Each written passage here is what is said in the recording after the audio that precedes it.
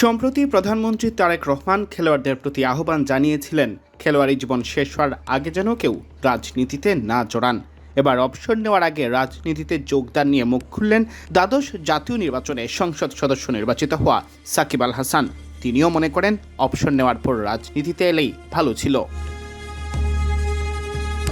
সাকিব অবশ্য 2024 সালের জাতীয় নির্বাচনে প্রার্থিতা করেছিলেন এই ভাবনা থেকে 2025 সালেই শেষ হয়ে যাবে তার আন্তর্জাতিক কেরিয়ার।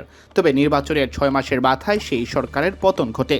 এরপর স্বভাবতই রোষানলে পড়েন সাকিব, যে কারণে আন্তর্জাতিক কেরিয়ার থমকে যায়।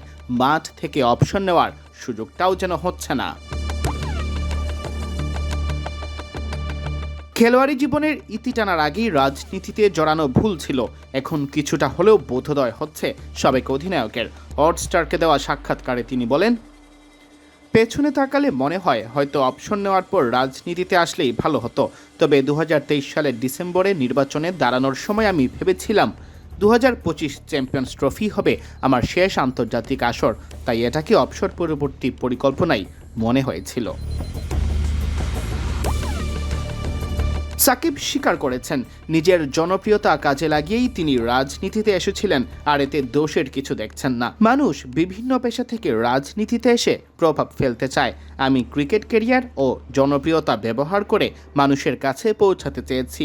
আমার কাছে এটি ভুল মনে হয়নি, যদিও অন্যরা ভিন্নভাবে দেখতে পারে।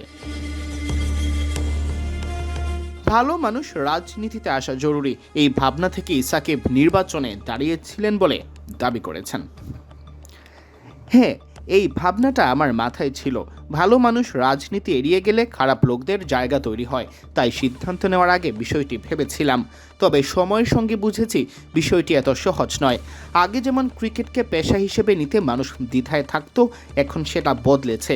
তেমনি আমি মনে করি একজন সৎ ও পরিশ্রমী মানুষ রাজনীতিতে এসে দেশের জন্য কাজ করতে পারে, এই ভাবনা থেকেই সিদ্ধান্ত।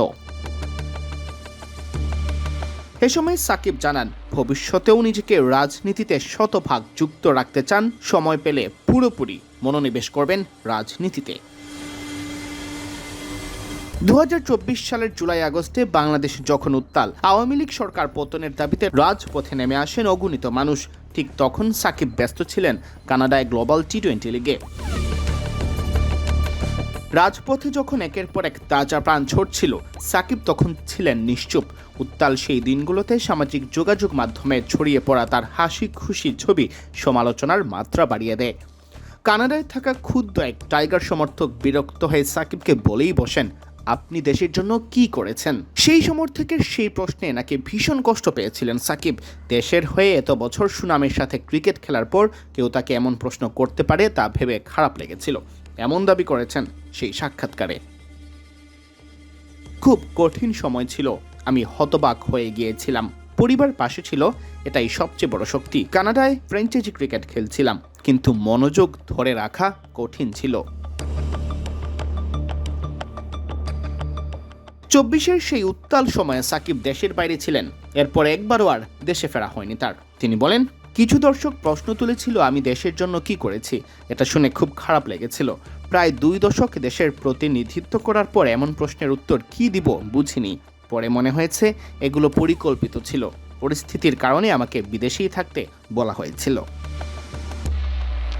সিয়াম চৌধুরী, বিডি ক্রিক টাইম।